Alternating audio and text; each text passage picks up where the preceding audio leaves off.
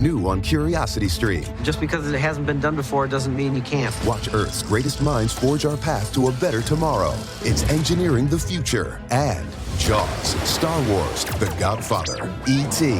The biggest movies have even bigger music. From King Kong to The Dark Knight.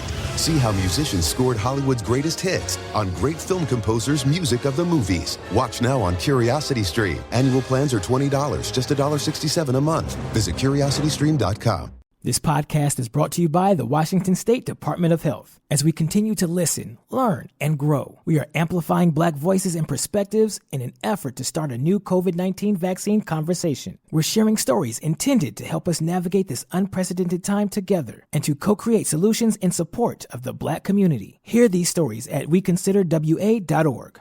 What's up? It's your boy, The Ted Smith. Thanks for listening to the Men's Room Daily Podcast. Want more? Check out the greatest podcast in all the land, The Podcast. Be sure to subscribe and listen to a brand new episode every Tuesday night.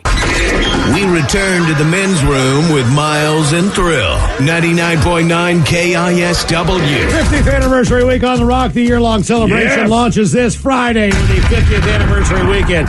Friday's going to be ridiculous. Yes, it is. We're going to have so many celebrities, so much bragging, you know, so many things dropping on our feet as far as, wasn't it cold that we could talk to you? Yeah, so-and-so. Yeah, we are. Let's turn it on and make them sound like they're the lucky ones. Aren't you lucky to get to talk to us? KISW personalities from Steve Slayton back in the day, Mike West. You got to remember, KISW is one of the first radio stations to ever play bands like AC/DC. Right. You know, and Van Halen, AC/DC. Judas Priest, you name it. And, of course, all the Seattle bands that you know and love. And, you know, by the time we got here, we grew up on a lot of that music. But those bands had kind of already come and gone or gone their own way and everything else. And then we get to KISW, and these bands are getting back together again. I know. We got a chance to talk to all the guys in Soundgarden a couple times, which was just amazing. I think one of the ones where I was a little bit nervous was when Alice in Chains got back together. Mm-hmm. And just, you know, it'd been a long time. They needed a lead singer, obviously. They found one. They decided to come out with a new album. And we had a listener party where we had a private concert. We got to march up with Blue Thunder to Seattle Science Center to do like a laser light thing with Alice in Chains. It was cool, is the point. Yeah, it was really cool. We were intimidated as hell because, you know, you hear all these old stories about, like, well, sometimes they're hard to deal with. You got to remember, these are 25 years ago. Right. These are people who are in an anti-establishment type of scene. Nobody wanted to be popular. You know what I mean? It was kind of, it just happened, you know, but at the time, and then, you know, you meet these guys like, these are the nicest guys in the world. Sure. And it's a kick-ass band. We have so many great memories, and we've only been able to interview bands in their entirety a couple times. That's always a challenge. And Soundgarden and Alice in Chains were two of those bands, and it was special memories. And we'll share a lot of those with you on Friday as we kick off our 50th anniversary week. And, of course, the big birthday, of course, and the anniversary will be on Friday. So please join us. There's going to be a lot of great memories. BJ and Miggs will start it. Brought to you by Palace Law. Yeah. It's going to be an incredible day of just, if you've ever listened to this radio station. Ever. Some of the best shows, some of the best memories. Just trust us. Friday's going to be a good one. Don't want to miss it. All right, it's our random question. Question 206-421-RON. We were just talking about Australia versus the United States as far as animals that might attack and kill you. Yep. Instead, you said you had a buddy who's from the U.S., but he's in Australia. He's worried about crocodiles, snakes, you name it. You ever get worried about getting eaten by a bear? And we talked about the pros and cons of each animal. Well, some people make some points here. One guy says, FYI, there are saltwater crocodiles off the coast of Florida. But this guy, I think, makes the best point. Australia versus U.S. as far as what you perceive to be your inherent danger of animals, all right? And we here, of course, believe that Australia is the place where animals are killing. And the guy, he makes a fine point. He says, look, man, bears don't swim up your toilet. Snakes will. Bears don't hang out in the corner of your ceiling in your bedroom. And then more to the point, bears don't accidentally end up on your single-seat plane. That snake did. But no one walks in like, I didn't expect a bear in here. You know goddamn well there's not a bear in your plane. Bears can fly planes in Russia, though. I'm sure they can do everything. That is a fact. Get in, comrade. Bears in charge. Yeah. Where do you want to go? Hello, Alex. Welcome to the men's room. Hey, guys. How's it going? Hola. Alex, welcome to the random question. How are you, brother? I'm doing pretty good. I'm just doing a flight on my flight simulator right now. Where are you flying to? I am flying from San Jose, California to Maui International on a on a American Trans Air Lockheed L1011 TriStar. That's going to be boring as hell. All you're doing is looking at the Pacific Ocean. You know what I mean? There's nothing to see. There's nothing to do. You're just 5 hours locked in. I mean, could you fly through Manhattan or Chicago, you know, where there's obstacles and all this kind of thing on your flight simulator? You can fly pretty much anywhere you want. It's Microsoft Flight Simulator 2020. Okay. Well, buzz by our office building here on I-5. We'd love to see you. That'd be very cool. All right, let's go with this random question. What would you say is your own personal claim to fame? Like, what are you known for? Or maybe if you're from a different area or a different high school, maybe your high school was known as, I don't know, having the best soccer team. Or what is the claim to fame that you have? In school, people were absolutely convinced beyond a doubt that I was going to be a school shooter for whatever reason. I mean, for whatever reason. What reason do you think they had? Like the trench coat you wore every day. Because I was politically incorrect. I absolutely rejected the idea of wokeness and stuff like that. And they thought, well, he's going to be a school shooter, even though I was pretty left-wing at the time as well, but I'm not anymore. Okay, so when you say woke, like anything that someone would say, like, hey, this is probably not a good idea, and maybe we've been doing this wrong for a while, you'd say, no, it's just fine the way it is. Pretty much, yeah. I mean, if someone finds something offensive that I do, I think that's a them problem. Well, what kinds of things are you doing? I mean, it depends. For one thing, I don't necessarily have a filter, so I'm not afraid to speak my mind on anything. How I feel, even if it's something very menial and trivial, I'll give my opinion whether people want it or not. Sometimes, though. But it's worth bringing up. I mean, look, everyone has the right to do it, and having rights is not a question. But it's like the responsibility you exercise just choosing to coexist with people. Like, I could walk into the bar and bitch slap someone. I have no issue coexisting with people. I get along with people quite well. It's just those the fringe people that have an issue with me, which is completely fine. I find them quite amusing. Wait, did you say fringe or French? Fringe. Ah, okay. I don't like the French either. Yeah, French people have a problem. All right. I do not like you. Okay. I do not know why. I hit you with a baguette now. Are you from this area? Oh, I'm going to guess that he is. Okay, all right. Okay. If you're doing a flight simulator.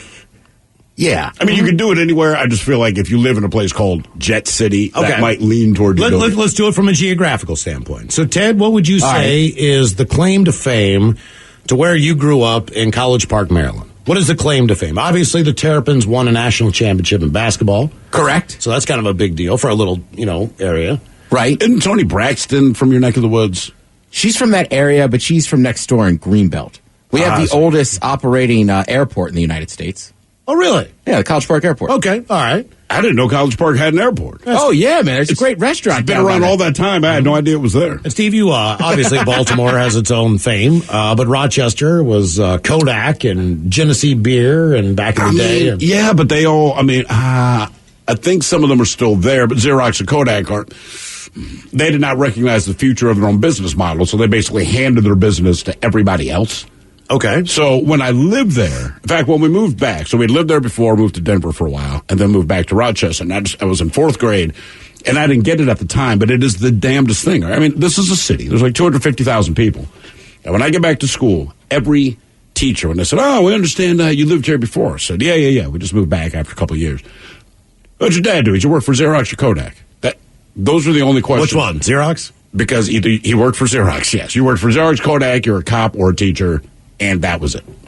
Okay. I don't know what it is now. Oh, that's right. We also had French's mustard. All right. French's mustard. And Bausch and Lomb. Yeah. I was realizing it yesterday when I was watching the Super Bowl. The CBS kept teasing a show that I guess is going to be based off of Silence of the Lambs. All right. Oh, Clarice. Which was fictionally based in West Virginia to some extent. But they did bring back a lot of the Mothman stuff. Like they put the butterfly on her nose. Well, they have to. All that crap. But they kept playing Country Roads. I noticed that. And they did it in this very creepy version. And they ran the spot a lot. And believe it or not, there's not a lot in West Virginia. So one of their claims to fame is Take Me Home Country Roads, a song. But it wasn't about West Virginia. So every time, no, it wasn't. But it was just one of the claim to fames of the state. You know what I mean? There's not a lot. They play it at last call in every bar. You have Don Knotts. That's what I'm saying. You have Bob Denver. Is that his name? Gilligan? Yeah. was about. I mean, there's bigger names. Than you that. have Randy Steve Moss, Harvey. Steve Harvey. Does Steve Harvey ever say he's from West Virginia? God, no. I've never heard that man. He's been in the public eye for 30 years. I'm pretty sure he has never said. You don't want to remember it. I mean, but either way. Don't you have John Kruk? Yeah, John Kruk, yeah. Okay, there's a good one. He had a ball playing baseball back in the day. Yeah, he had a good time. Well, as far as what you claim to fame, this is kind of a weird one. And it's pissing a lot of people off, and this is in the food world. But Connecticut is trying to become the pie state capital of the United States, and I'm talking about pizza. And they basically say that they deserve it, and they make the best pizza in the world. Well, of course, this is going to piss off everybody in New Jersey and New York, and they started chiming in, trying to keep the state legislature from being able to propose that Connecticut is the pie state. New York is the pizza capital of the world. The only state that can claim to have pizza is New York. Connecticut needs to sit down and shut the hell up. It was a little bit more colorful than that. But either way, then New Jersey felt the need to get in there and saying, what the hell, Connecticut? How in the hell do you have the right to call yourself the pizza capital of the world? And then Connecticut came back, and they said, look. I was going to say, don't they have like one of the oldest pizzerias in New Haven? Not only that, but it's according to dates, they basically started making pizza in Connecticut, as far as the per capita, a lot earlier than New York, for whatever reason that is. But is it good? Yeah, apparently their Napolitani is some of the best Mystic Pizza. That movie back in the day with Julia Roberts, that was in Mystic, Connecticut. So I guess the thing with Connecticut is that they don't really do pizza chains. So all the pizza places are individual mom and pops that have been there for 50, 60, 70 years. And they've kept the recipes. And we did it first. They've kept the tradition. So instead of going to Papa John's, you've all got your own family-owned places where you want to go get pizza. They're family-owned. They have their own identity. They do the clam pizza there and a bunch of other stuff. So I would say, I would argue that New Jersey they got a dog in the fight. Right? Because it's also a tiny place. Right. And anywhere you go in New Jersey, that teeny tiny, geographically speaking state, you can get good pizza. New York, it's New York City. I lived in Rochester. There's Buffalo, the Syracuse. The pizza's fine. It's not. So in other words, the entire state of New York, I'm saying you cannot claim pizza because once you leave New York City, it is what it is. It's back to chains. Right. And like anywhere, you can always find good pizza because it's hard to F up pizza, but it's not the same level as New Jersey. New Jersey is coast to coast, top to bottom pizza. If we go based on food alone, so with Rochester, it's no brainer. It's the garbage plate. Sure. Garbage plate. Yeah. So in Buffalo, you got wings, right? College Park, you could say crab dip, crab bomb, whatever you want to call it. Lido's Pizza? Lido's Pizza is a thing. In my hometown, it's pepperoni rolls, which no one's really had before, but that's our food claim to fame. Sure. Pretty good pizza, too, but yeah. I've heard the pizza in Connecticut. As long as we're talking to claims to fame, I have to mention that James Brown hosted the Super Bowl yesterday as a DeMatha guy. Why don't you rattle off all the DeMatha guys that we will know? Because it's endless, right? One of the refs. What, yesterday's game? Yes. Did you ever sit down and have a beer with James Brown? I have not, but I have gotten into a text thread that somebody started, and I don't know how I got in this. I'm very happy. Thanks, Kevin. But it's like James Brown, like the big names at the school. And you talking to each other? Yeah. So it's close to having a beer. Right, like Saturday we were texting as we were all watching the DeMatha game on the internet. Now, does he separate himself from his on-screen persona? Like, oh man, these mother effers gonna get messed up, or does he still play? James Brown is always James Brown. He struck me as someone who is exactly who he seems. I just didn't know, And with that hairline, we couldn't get over it yesterday. Crisp. It's always there though. He doesn't mess around with his hair, and it hasn't left. It's been like that same spot for like 30 years. He must be getting plugs. Or he's got to be dying in, but I think he's got to be in the chair like once or twice a week. That thing was easily, man. Fresh. How does he not have COVID? I know. He's like Jerome Bettis crisp. Right. Hello. Oh, damn it. Hello, Matt. Welcome to the men's room. Hola, bitches. Hola. Matt, welcome to the program. Random question. Matt, are you a dad? Yes. All right, let's go with this one. How did your kid really mess up everything? What did your kid do to mess things up? Oh, man, she's not even 2 yet, so it's about everything she touches. Mm-hmm. Does that mean, are you living that gated lifestyle? Not for much longer. Stairs are okay, but we got to keep locks on drawers and cupboards because she can get in there. It's open season. That's the good stuff. What's the most expensive thing she's destroyed so far? Well, not really anything yet, but outside of her toys, I mean, they don't last long. No, they don't. Okay, so it's like a dog toy, essentially. Yeah, I was going to say, you get it for them, and in a couple of weeks, it's done. Right, exactly. Okay, so your kid's a little bit too young to be messing everything up at this point, I would guess.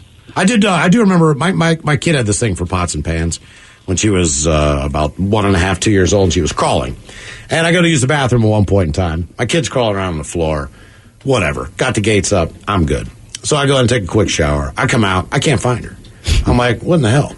And I hear all this banging and crashing, and I'm like, what is going on? So I jump out of the shower real quick. I go in the kitchen. I don't see anything. I look around. She's not there. I hear some more banging. I open up the cabinets, the doors. She's in there where the pots and pans are. She's like sitting up underneath the counter with the doors closed, just banging pots and pans. It's like, what in the hell's wrong with you? It's weird what makes kids happy. Yeah. It was insane. You know, stuff like that. I think the worst I've had, they flooded the house. They flooded the basement. They were playing hide and go seek. They hid behind the washer and dryer, but as they hid back there, they knocked the hose out of the washer. But we don't know this, so the next time we go to do laundry, I mean, like, just the basement is just coming through the ceiling and everything else, and it's like, God damn it, man. You know, like, this cost me a ton of money. I know, you're playing hide and go seek, you had no ill intent, but it doesn't mean I won't kill you. Right. I did the same thing. It was on the Brady Bunch, maybe? I can't remember. Somebody put too much suds in the washing machine. That was a Brady Bunch. And filled up the entire room with suds. Yeah. Right? All right. So I thought it'd be a good idea to do the same thing with Mr. Bubble, because what the hell's Mr. Bubble going? On the Brady Bunch, everything was fine.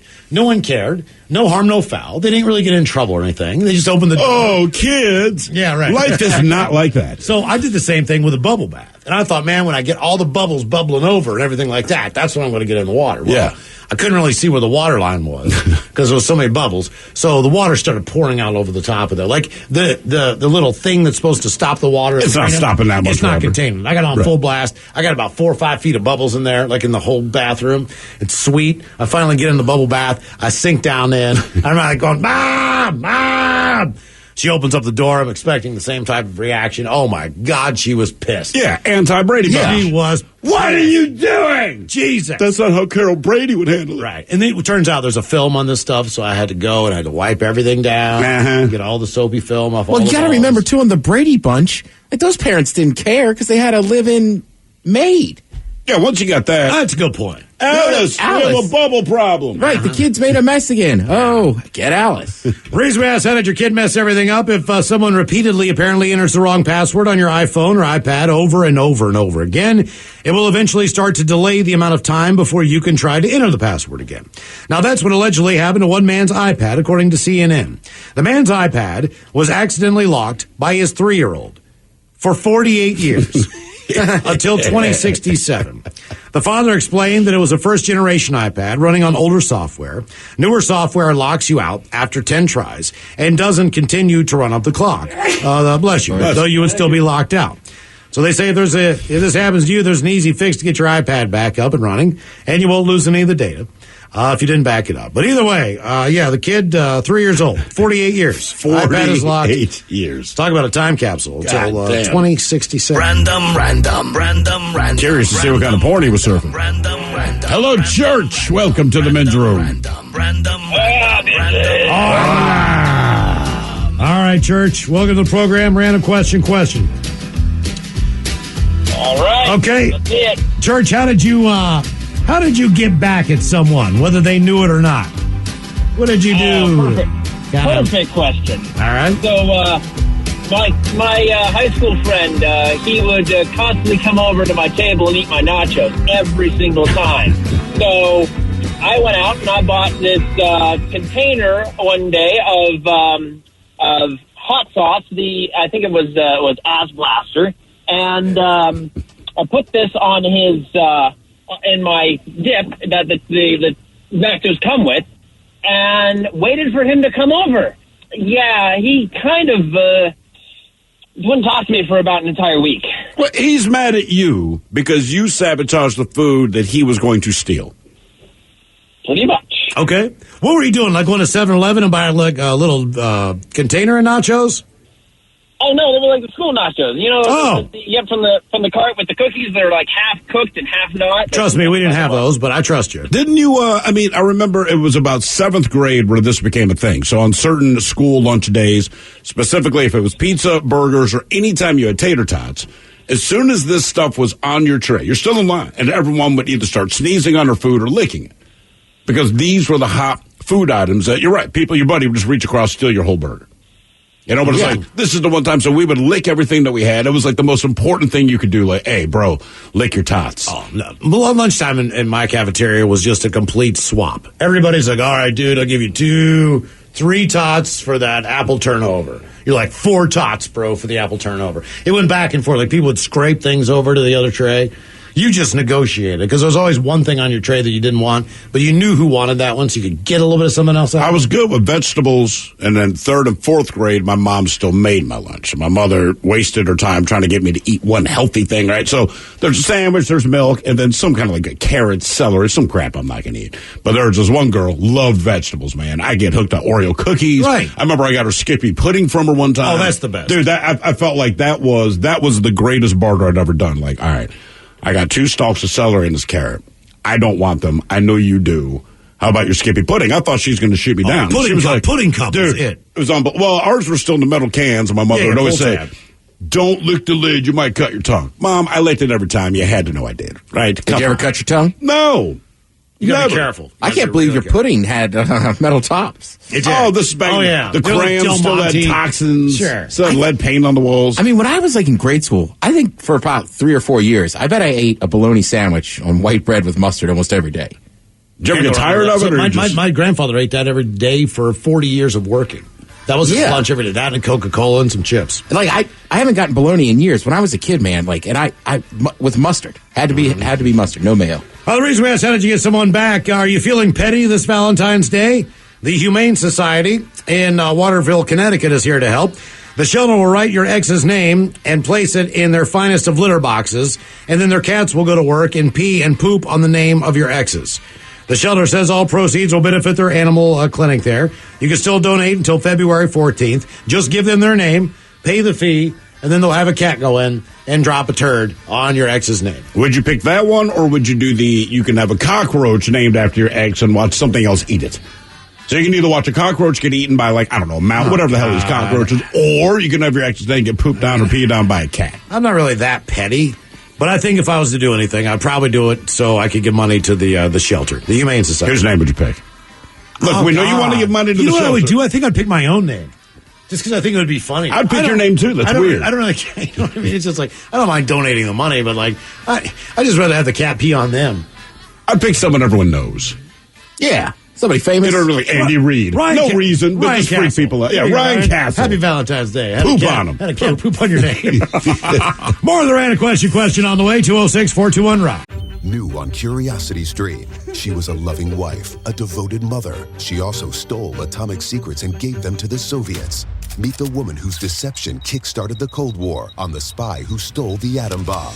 And what if they catch you? Then I shall be shot. They're coming! Come back! relive history's most death-defying escapes. It's Impossible Escapes, Civil War. Watch now on Curiosity Stream. Annual plans are $20, just $1.67 a month. Visit CuriosityStream.com. This podcast is brought to you by the Washington State Department of Health. As we continue to listen, learn, and grow, we are amplifying Black voices and perspectives in an effort to start a new COVID-19 vaccine conversation. We're sharing stories intended to help us navigate this unprecedented time together and to co-create solutions in support of the Black community. Hear these stories at weconsiderwa.org.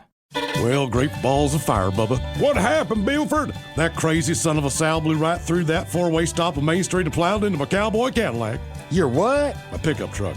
And I'm pretty sure my leg is broken, Ted. Oh, quit your bitching, Buford, and talk with those side busters at the Advocates Law Firm. When I got busted up last month, well, shoot, they made sure those snakes at the insurance company played fair. Boy, howdy. Even that creepy so-and-so Kyle earned his keep. So if you get injured, the Advocates get results. AdvocatesLaw.com. The men's room is in progress. 99.9 KISW and KISW HD1 Seattle. There's our random question. Question 206-421-ROCK. By the way, one of the questions you asked, like, what's your claim to fame? Whether it's you, where you're from. Someone here says, I judge rabbit shows. So naturally I respond to, like, what? American Rabbit Breeders Association licensed judge. Huh. Do they do tricks? I mean, is this like a dog show where there's a bunch of different things that you judge them on, or is it just appearance? They jump through hoops? You know what I'm saying? Like, I think it's got to be like I don't see the rabbits like running and jumping, but I see them getting judged on size, the cleanliness of a coat. Yeah, I mean, I expect that. I was wondering if they did things of interest to the rest of us. They eat lettuce. They eat lettuce. Yeah. You know what I'm saying? It's not a sales pitch. Well, I'm just curious to know what you judge. You know, like dogs, we know they're going to chase balls and jump through stuff and all that. And then obviously, eventually the coat, John, is because of her kale diet. She has moved on from romaine. Maybe she judges them at like the fair in the summer. Yeah, but I just don't know what you're judging. Hold it up. Like, that's a good rabbit. I don't know. Hello, Josh. Welcome to the men's room. Hola. Josh, welcome to the program. Random question. All right, let's talk about your Macgyvering ways. Josh, you a weed smoker? Yes, sir. What is the most unusual way that you've ever smoked weed?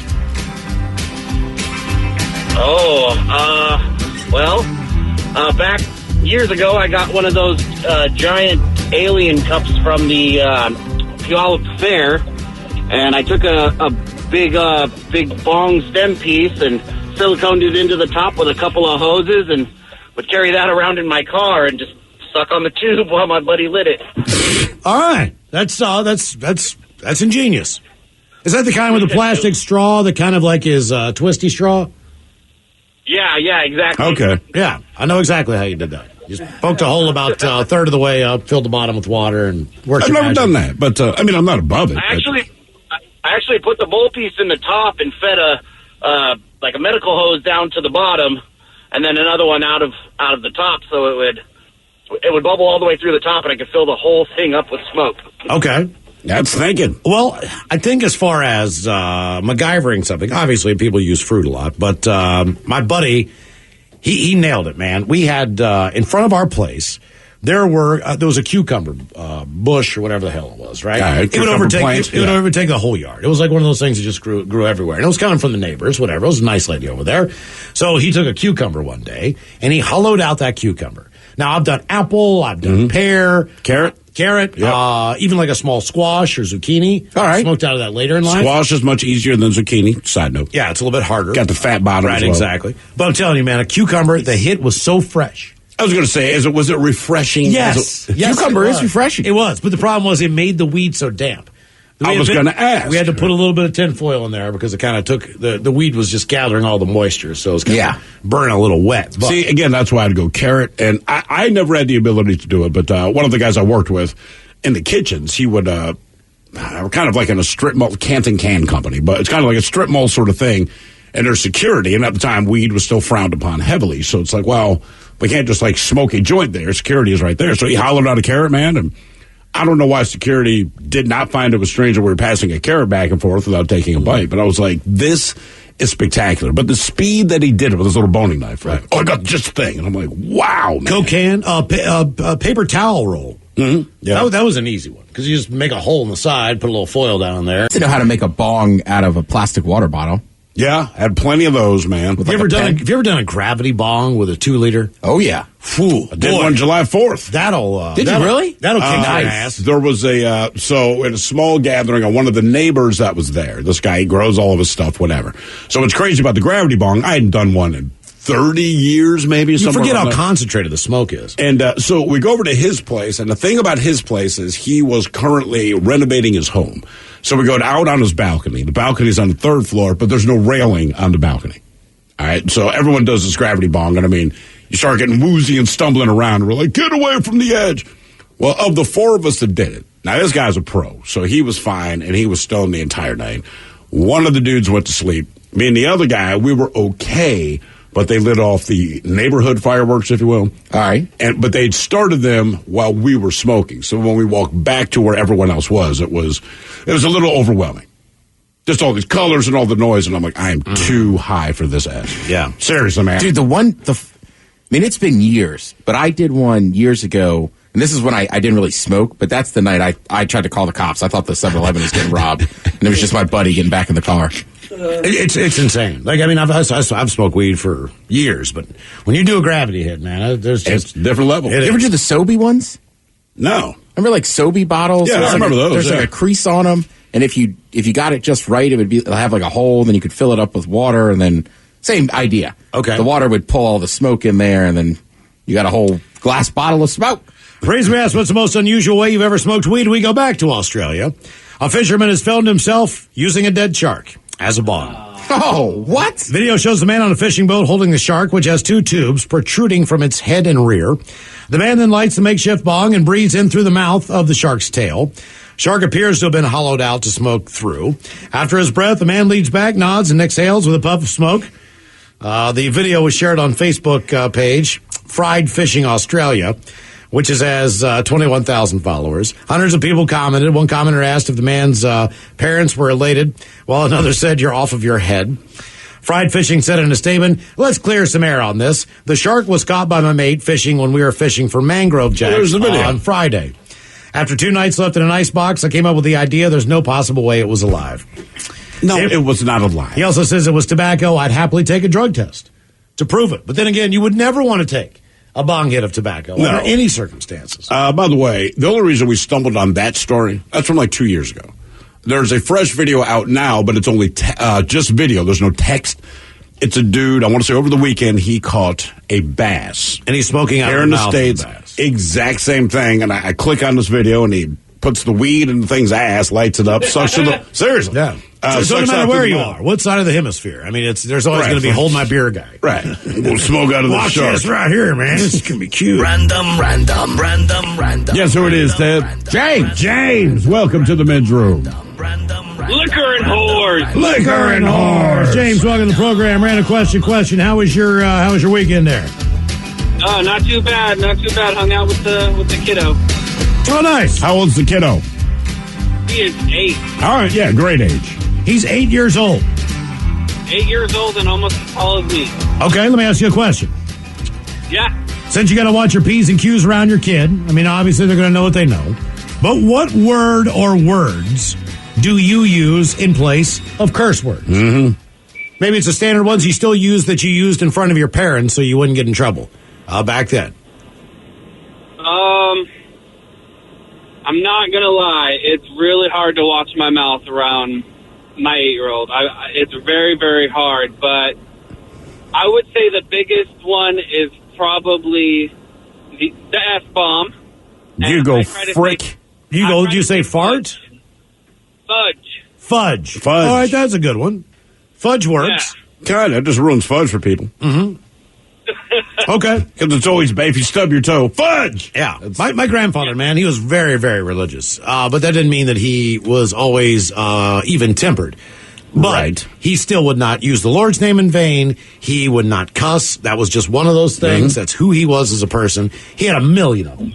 I mean, a million. Oh, sure. Words, and some of them were just, they didn't make any sense, but he would just use them in those places. The message was the same. The words were changed. I think the Lord's name in vain probably has the most variations. Mm-hmm. Ding, nabbit, targ, nabbit. There's always that one. Everything else you can figure out. Mike, you're very good about... Mike rattles... And we're grown men. There's nobody in this building except us, and Mike still cusses less than anyone. Like... You still use a word because you want to get your point across. Yes. But rarely do you just drop the F-bomb or mother effer. I mean, it's... Gotta wait till the right time. Give it the most weight. Yeah. Now, what is your... What the hell is it? Well, you're a dag-nabbit. Dag-nabbit. Dadgummit. What is dag-nabbit supposed to be? DG? Is that what that is? Yeah, GD, yeah. Yeah. Of course. Anytime you hear that one, targ, nabbit. My grandma used to always... If she said Jesus, she'd always say Mary and Joseph. Somehow that makes it better, right? Or Judas Priest. Right. I heard that one before. Cheese and crackers. Right. Shiitake mushrooms. What else? Shut the front door. Oh, that's a good one. You gotta like say that that one, fast, though. Shut the front door. Son of a gun was a big one for my grandfather. He also do this one, too, man. Just throw you off. He go... shoot. Just hold it out. Frickin' was the big one in my house growing up. Frickin' is huge. Peas and rice, gadzooks. There's a bunch of them. Gadzooks. What else you got? Holy guacamole. Holy guacamole. Fart knocker. Fart knocker. Would you be intimidated if somebody just was like, holy guacamole? You made me angry. Holy guacamole. I'm going to give you a knuckle sandwich. Bull spit. Yep. Come on, just say it at that point. What else did we say when we were kids? We would get in trouble. We said hell. So we would say H-E double hockey sticks. That's what my daughter does. Yeah. It's always H, and she still looks apprehensive to do it. And I'm like, that's so stupid, I don't care. The thing about the ones we have to cover everything up, like, Jesus Christ, Lord and Savior. Right. If you just add something extra, somehow it's okay now. Random. Hello, Julie. Welcome to the men's room. Oh, no way. How you guys? Yes, way. Hello. Julie, what's happening? Oh, damn. How's it going? We're doing great. How are you doing? I'm pretty good. Okay. I'm a long-time listener, first-time caller. Well, we appreciate you calling the program. Miles, here's one real quick. Guy says, I used to tell my ex-wife to stop being a crusty pancake in front of my son. Yeah. Crusty pancake. Yeah. Julie, let's give you this random question. What happened when you were sleeping? Maybe you missed something. Maybe there was some action in the neighborhood, but what did you end up sleeping through?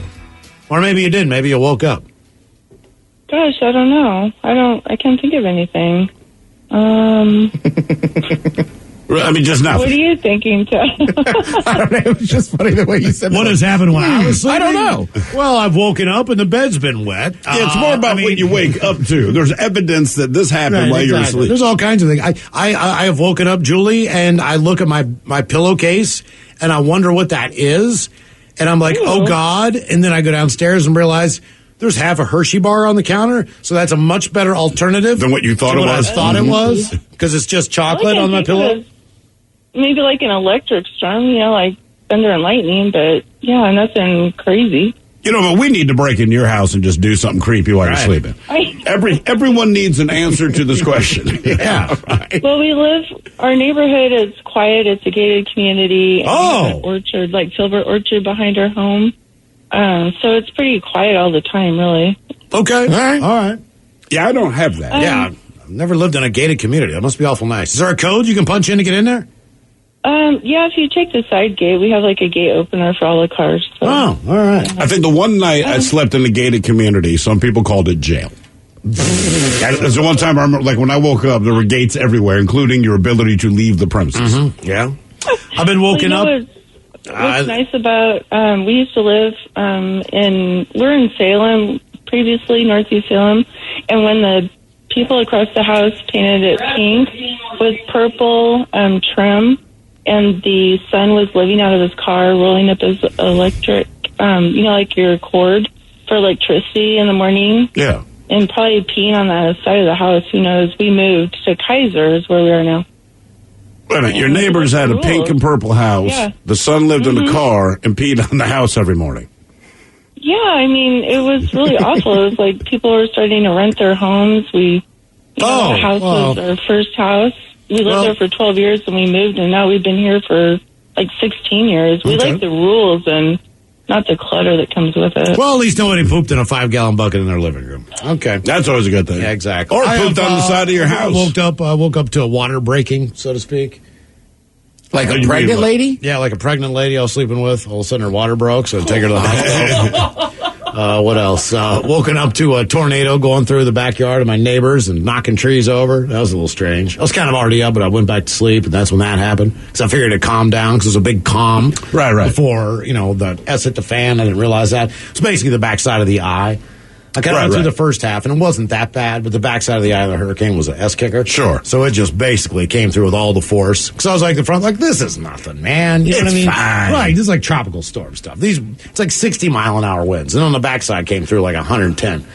I was just, damn, Jesus Christ. The reason we asked what happened when you were sleeping, a 32-year-old woman in Altoona, Pennsylvania, barged into a Frankstown Township home and started hitting two people who were in bed. She now faces felony burglary and other charges. Ashley Avery is accused of beating on the front door of the home at about 7:30 in the morning before walking in and starting to hit two people who were in bed and asleep. She was pushed out of the home by the 2 alleged victims, and once outside, Avery walked around to the back of the home and broke out a window of a room where a 7-year-old child was sleeping. Avery then jumped into a red Buick sedan and drove off when she was told the police had been called. She remains free on an unsecured $50,000 bond. Did I mention that this woman was, she was completely naked? Oh. When she burst into their home and woke them up and began hitting them in the face. At least it makes it double interesting. Yes, exactly. Like, what in the hell goes on? You're Random. naked woman's in your house. God, that'd be so annoying. Hello, Lynn. Welcome to the men's room. Hello. Hola. Hola. I'm a first-time caller. We just had one of those. This is exciting, Lynn. Very good. All right, Lynn, let's get you one here. We got your random question. Okay. Why don't we go with this one? Lynn, when did being nice backfire on you? Oh, my gosh, all the time. Okay. Well, when was the stop latest? being nice. Right.